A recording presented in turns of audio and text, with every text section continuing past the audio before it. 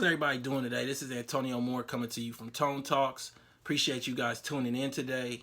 I want to have a good discussion, a lively discussion based on data, based on true historical understandings of Los Angeles, about a topic that kind of was brought to my attention recently by a video done by Yvette Carnell and Breaking Brown. That is about the show Insecure and its creator, Issa Rae, so we can have a discussion where people that aren't necessarily in Los Angeles, or even those people in Los Angeles that don't know the data, can kind of get an understanding of the problems I see with the show that kind of correlate with what Yvette was pointing out.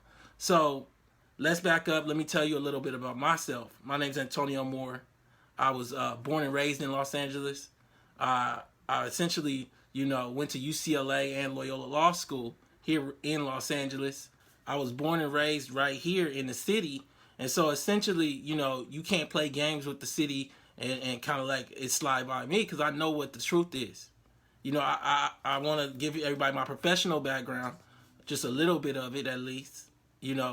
I did a documentary last year that was nominated for an Emmy. I was one of the producers.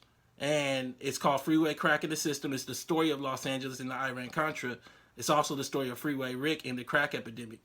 So, along with my own experiences, I have had extensive conversations with the key to the whole hood, which is like Freeway Rick. On the other side, I've also represented Skee-Lo. Skee-Lo is known for the song I Wish. It was one of the biggest hits ever to come out of Los Angeles, taped right in Leimert Park. I actually, I got Skee-Lo his royalties.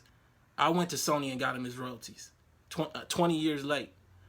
I'm the one that licensed it to the commercial for Toyota. I'll pull up a little picture so you can see the commercial.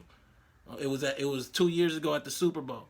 So Los Angeles and Los Angeles like artists and Los Angeles like narratives, that's kind of like my thing. So here we are with a show called Insecure, and it kind of came out of nowhere, and it's telling a narrative and a story about Los Angeles that I don't agree with.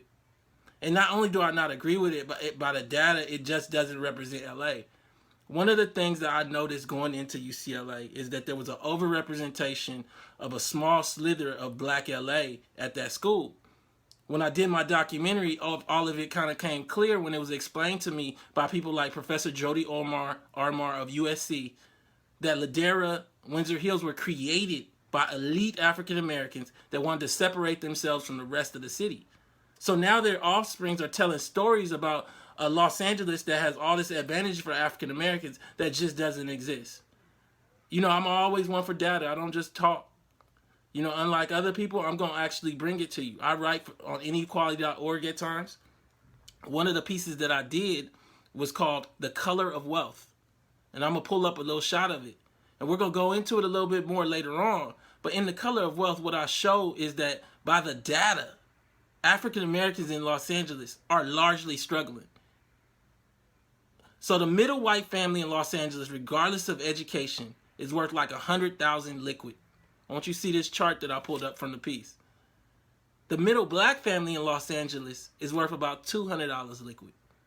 And here we are telling a story, a narrative, and saying it's about some of Los Angeles, about a girl that's Senegalese American, half at least, that Senegalese American, and she grew up somewhere else and then came here, and then she's telling the story of Windsor Hills and using a lot of like ghetto language, and I have a problem with it.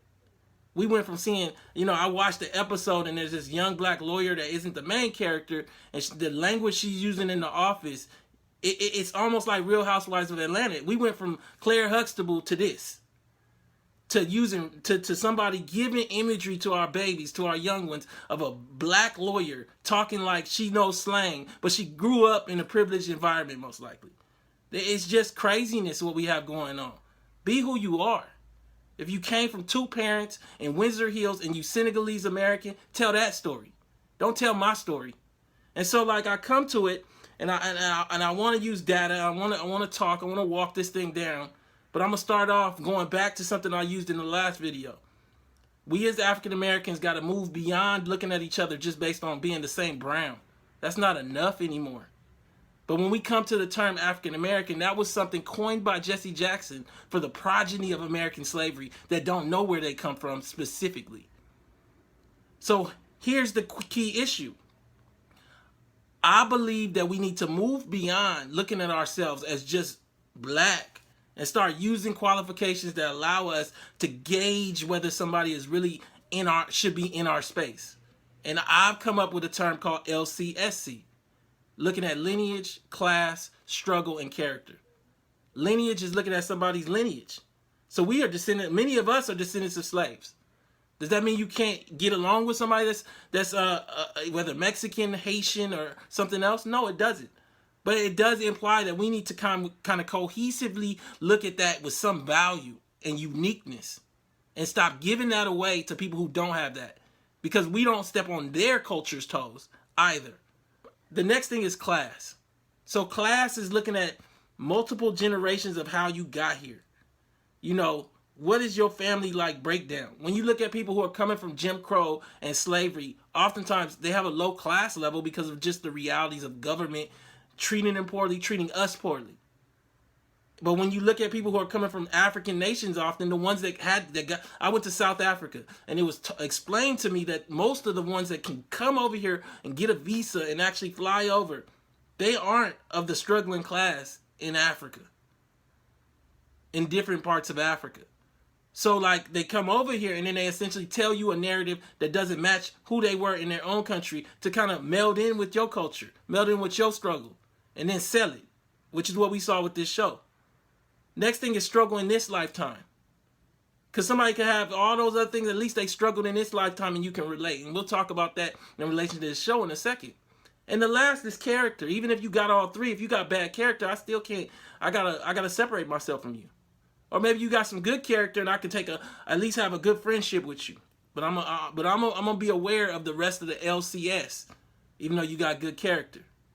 And so, as I've laid that out, what I want to move into is looking at the reality of who Issa Rae is.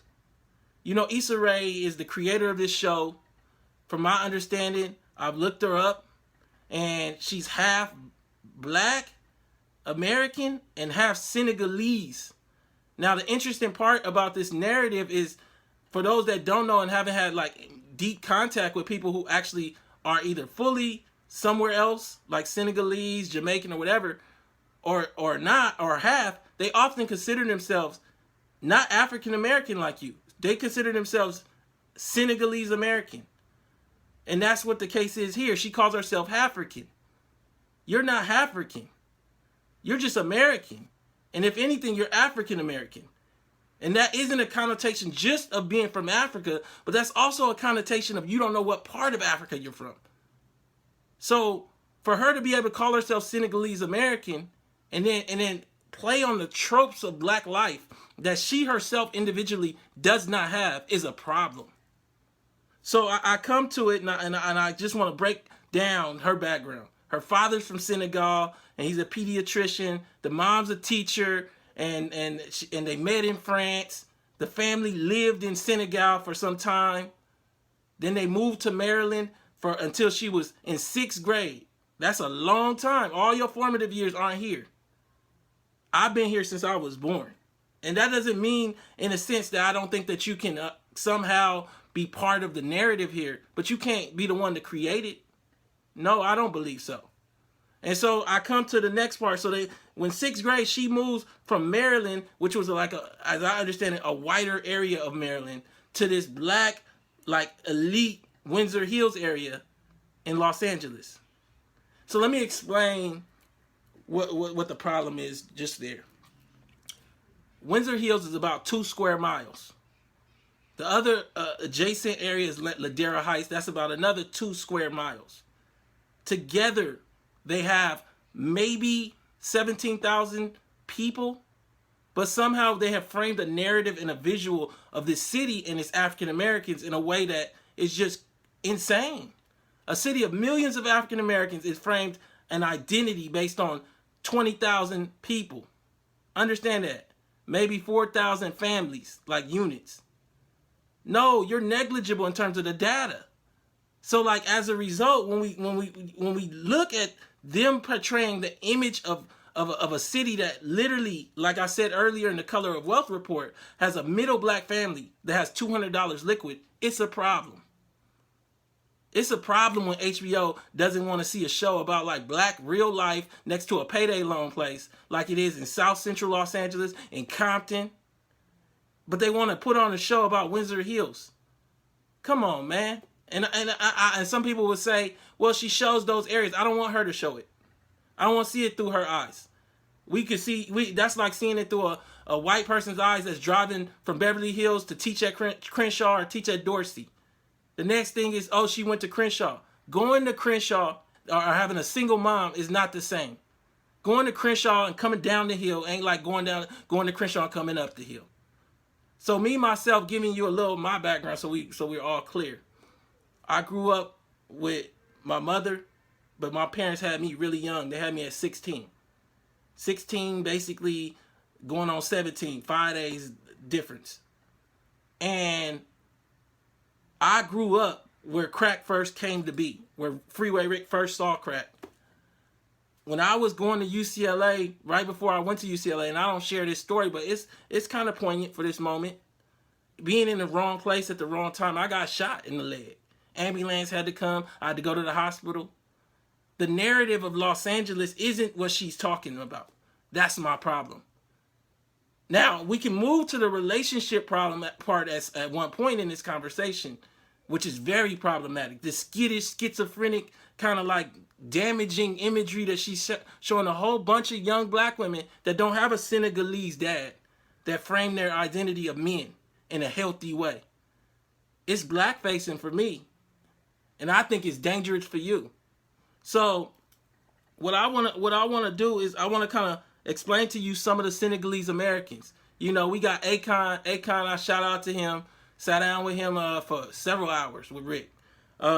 We got the girl from Precious. There's a couple out there, Senegalese Americans that are in our sphere, and I don't have a problem with that as long as they just make it clear and don't traffic on this narrative of having like a black trope or a black struggle that you don't have personally. And so, and some people would say that she doesn't do that. She makes it clear that she came from this area. But you do, because you should call the show Senegalese American Girl Confused. Call it that. Call it a African Girl Confused. Don't call it a black girl confused, because it confuses everybody. The audience that's listening, like a white person that tunes in, because when they tune in, they see Motown out through you. They see my struggle through you, and you're not my struggle. And so, like, I come to it, and I feel like the show, in many ways, I watched a couple episodes. I'm going to talk about a little section of it. It shows the struggles of a black woman from an outside view, for me. And I know a black woman would say, well, it's not for you to say that. Well, it is for me to say that it's foul how she shows black men. I mean, like they're tools of use. And it's dangerous because, like, not everybody had a pediatrician dad in their house every day when they came home, so they can turn that off and be like, oh, this is just for comedy, for the show. Some people are sitting up watching this show and learning how to be around men, and it's dangerous. And it's a problem.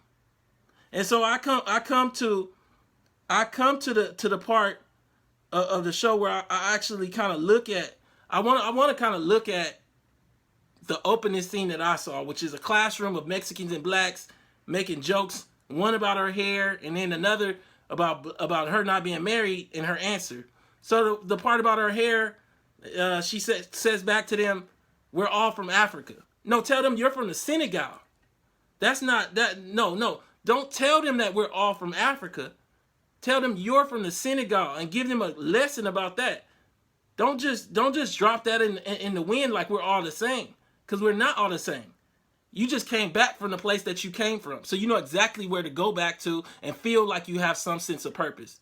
You're dealing with a classroom of young people who have no context of Africa in many cases.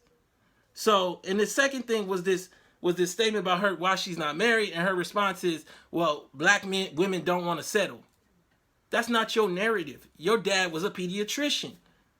And so, like, this idea of belittling black men, like you have this right, it's so dangerous and problematic for descendants of slaves, like black men that are descendants of slaves. Who are you to do that? We wouldn't let a white woman do that from Ireland. We wouldn't let anybody do that. So why does she get to do it? And I think that we have to be clear that if you're going to get on TV and talk about us, I need you to have the same positive light that I expect from everybody else, especially when you're not African American descendant of a slave. That's just my view.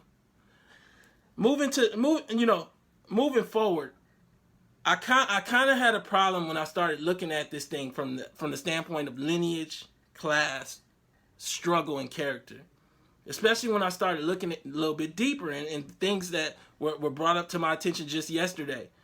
Just yesterday, I kind of was brought up with a Cosmo article that she wrote. Actually, I believe she wrote this article, and this is the section from the article. I want to share it with you and then tell you the problem with it in conjunction with something that came out later. I love being black. That's not a problem. The problem is that I don't always want to talk about it because honestly, talking about being black is extremely tiring. I don't know how Al Sharpton and Jesse Jackson do it. People who think, talk, and breathe race every single day, how? Aren't they exhausted? How can you take on that exhaustion when you didn't grow up with the experiences of being black like people in this city? You had a daddy that was a pediatrician in your house. You seen a married couple daily. You lived in Maryland, in Senegal, then White Maryland, then Windsor Hills. That sounds like a lot of privilege. And then you tired enough to cover up black people who really are going through things, struggle. When you got a daddy that's a pediatrician, you probably, she also went to Stanford. When you at Stanford and you need a computer, you can call him up and say, Dad, I need a computer. And then he can send it to you. Now that serves multiple purposes. First, you don't got to put it on no credit card. Second, you can feel like your daddy, a man, sent you something, meaning your daddy has sent you something and makes you feel like somebody cares. There's so many black people in this city who don't have that. And for you to have that and then be exhausted when we go to talk about our issues, it's crazy. Or for you to have that and not want to talk about our issues but then sell our image, it's crazy. I feel like the show, when I look at it, is a celebration of cultural flaws that aren't hers to celebrate. Black women not being able to find a black man and this and that. It's stop it. It's a lot of Africans like from Nigeria, from Senegal, getting married left and right here in America. You telling black women here story like it's your story, and it's not. You choose to make it your story, but you can opt out of that real fast. And that's part of what you're saying in the Cosmo. I mean, continuing on in this Cosmo piece, let's bring it back up. She continues on and says, the pressure to contribute to these conversations now that we have a black president is even more infuriating. What do you think about what's going on in the world and how our black president is handling it? Ask a bitter race baiter. It's all good, I guess.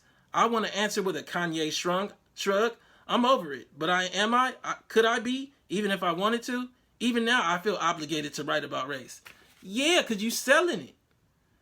So, like, my thing is for a lot of people, what's happening is our aspiration has reached all-time highs as a way to hide away from our history. So, like, what do I mean? In a sense, the reason why her show can catch isn't because it is the normal black experience, but because it isn't. So, her being from Senegal and living there, and then going to Stanford and having a daddy that's a pediatrician, it's aspirational for somebody from Compton that got no daddy or a daddy that's in prison and never can aspire to go to Africa.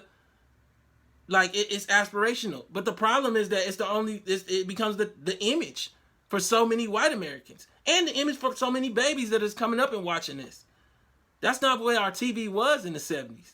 Our TV used to be the normal experience. And then we said, oh, give us the most extreme version of who we are, and then let that be on TV.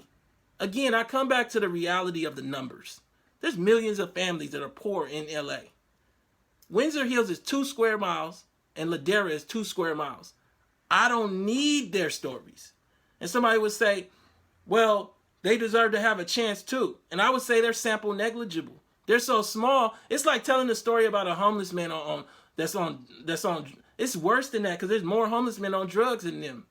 It's like telling the story of Honduran black people. It's like, no, they don't get a whole show. And so, like, I feel like in a lot of ways the trafficking on poverty by aspirational, quasi wealthy black people is a problem, and that's what we have here. And so, like, I come to the data again, and I'll pull it up again, the Color of Wealth report. Again, Sandy Darity did this report. For those people that need a source, you can go to my YouTube. I interviewed him. See, this is not a game. I do data. I don't play around and wonder about things. You can watch the YouTube for Sandy Darity. Actually, I'll make it come across the screen for you. And you can actually then see how he came up with this data. The Color of Wealth shows that the middle white family in Los Angeles has a home value of $300,000. Has a whole value, a hard value of the middle white family, not the top. And liquid value, meaning liquid cash or stocks, easily liquidable assets of $100,000. The middle black family is worth $4,000 hard and $200 liquid. That $4,000 counts depreciating assets like the couch and the car though. So I don't want to hear no story about anybody that isn't somewhere in the spectrum of 20% from the middle, up or down. Don't tell me the story about the top 5% of LA. That's a problem. And the problem is that then we end up with people that are quasi crazed by aspiration, and that's what we have right now. So let's keep moving here. Let's keep the conversation going. So as we as we look at this thing and we look at her Cosmo statement, and I'm gonna come back to the last part of that Cosmo statement so we all clear, in which she says, let's get it all clear. Even now, I feel obligated to write about race. It's as though it's expected of me to acknowledge what we all already know. The truth is, I slip in and out of my black consciousness, as if I'm in a racial coma. Come on. And so, like, I don't understand how you get the right to talk about being in and out of consciousness. You don't exist in this consciousness. You're a Senegalese American, like, because what ends up happening is there becomes a dominant culture often, and so, like, you grow up Senegalese American with a lot of those values and a lot of that knowledge of self that African Americans don't have. So you don't slip in and out. You always stay over there. But you selling this because that can't be sold. It's very similar to Barack Obama. You can't sell being a Kenyan American to a bunch of white folks. But you can sell being black to a bunch of black girls and then some white folks. And that's what she's doing. And so, like, I come to it, and I guess for me, for her to say that in a world where, according to a new study done less than 3 weeks ago, the typical black woman with a college degree is worth negative $11,000. Let that sit for you. The typical black woman with a college degree is worth negative $11,000. When we look over at black males, we see an even more daunting picture. I did one of the key pieces on incarceration. If you Google black male incarceration, comes up second. In it, what I do is something that Obama kind of took for that South Carolina funeral and tried to like hone to his speech. But what I did was something I'd never seen anybody do, and what I showed is black male incarceration, just black males against countries, whole countries. So essentially, just to share you this section, and I'll pull up the piece in front of you. You can go Google it. The census estimates that approximately 18 million people in the U.S. population are black males of all ages, counting the babies and the old men. The Bureau of Justice Statistics, National Prisoner Statistics, reports that in the same year, 526,000 black men were in federal prisons, and another 219,000 were in local jails. That's about 745,000 black men behind bars. But wait a minute, let's go and see how that shows you how crazy this is. And this is all while Issa Rae says, I don't really want to talk about race, right? While selling a black show on television. To give a lens for viewing this 745,000 black men that are incarcerated, India is a country of 1.2 billion people. 1.2 billion people. The country in total has around 380,000 prisoners. In fact, there are more African American men incarcerated in the U.S. than the total prison population in India, Argentina, Canada, Lebanon, Japan, Germany, Finland, Israel, and England combined. You don't get to not talk about black issues. It's an everyday thing, and I'm sorry that you're tired. I bet you ain't seen the inside of a jail. I bet you, you're tired, but you haven't even bore the cost of being black. Like, it's absolutely insane that nobody has called this out. But if we go to LCSC, it'll start becoming more clear when we start evaluating people. Lineage, class, struggle, and character. As I look across these 4 things, she don't have any of them. What kind of character does it take to say that in an article when you yourself are a unique case? The proper article is to say, I live this privileged life. And I understand that those people go through those things, and I commend them, and then interview somebody who actually is. Let him tell you he's tired. You don't get the right to be tired because you ain't did no work. You ain't had the life. You ain't had the life of somebody coming from a slave that always wonders where they came from and has to deal with the reality of the unknown. You ain't had the class struggles of being black, born in South Central Los Angeles. You just kind of transplanted in and into the wealthiest neighborhood we got with a pediatric dad on top of it. You got the Cosby life. You a Cosby kid. Then and so again, the problem is that place is like Disneyland. It's like 4 square miles, 17,000 people, but somehow it's considered some of LA. That's a negligible sample. The only problem is it produces almost all the UCLA kids, all the USC kids. So people think it's some. No, it's just a small section that actually purposely created a bubble, separated all the advantageous blacks from everybody else in around the late 70s to mid 70s. This is a weird city that way. And now we're doing a show about them and their children, and it's crazy. And so, like, I come back to LCSC from a lineage standpoint, from a class standpoint, from a struggle standpoint, and from a character standpoint. I can't stand with you, and I can't stand with this show. And I think that for a lot of African Americans, that's going to sound harsh. But I think it's harsh when you listen to the show, and there's this message of black men being these tools, black men being, these things to be used and talked about in these negative ways. And I don't want to hear like singular positive, oh, this little shot she showed a black man in a good way. I don't want to see black men portrayed the way that they're portrayed on this show. I don't want to see it. I don't think I know that no black man could go sell a show portraying black women the way that black men are portrayed on that show. Absolutely not. So, we've had the class talk. And let me say one more thing about LA, just to give you a bottom baseline. We have the largest aggregation of homeless people in the nation in Skid Row. Of Skid Row, 60% of the people down there are black men.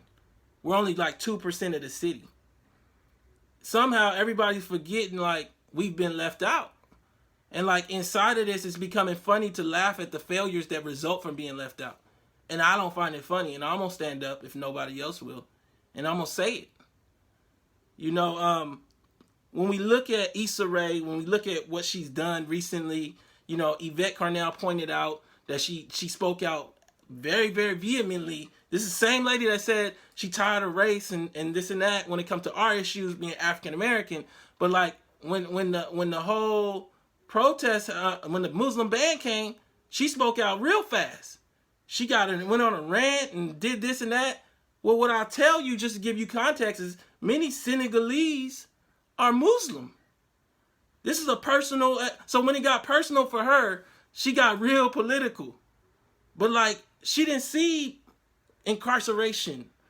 I'm talking about like when she makes this Cosmo article, incarceration is running rampant still, and it still does today. She didn't see black women being worth negative $11,000 because she got a daddy that's a pediatrician with a home in Windsor Hills that they bought in the 90s. You know what kind of equity they probably got. They live in a bubble. I don't want to hear from nobody else in a bubble. This is not a reality of some people live one way and some live the other. No, Black America is largely living amidst poverty. We have a small, thin veil of Black people that are telling a story about a Black America that they had lived in. And then they traffic and try to sound like blacks from the ghetto. Using all kind of language when you watch this show of niggas ain't this and this nigga. And it's like, stop it. Stop it. You grew up way better than that. I'm going to use a real basic like classification. People that use that language often don't know better. You're using it to seem more black. That's a problem. For those that don't agree, I get it. Drop the comments in the box. I'll answer. I'm here to basically make sure that we look at things a little deeper, that we expose ourselves, that we make sure we have dialogue. Because when things come up like this and that are a problem, I'm going to be here to answer. This is Tone Talks. Thank you for tuning in.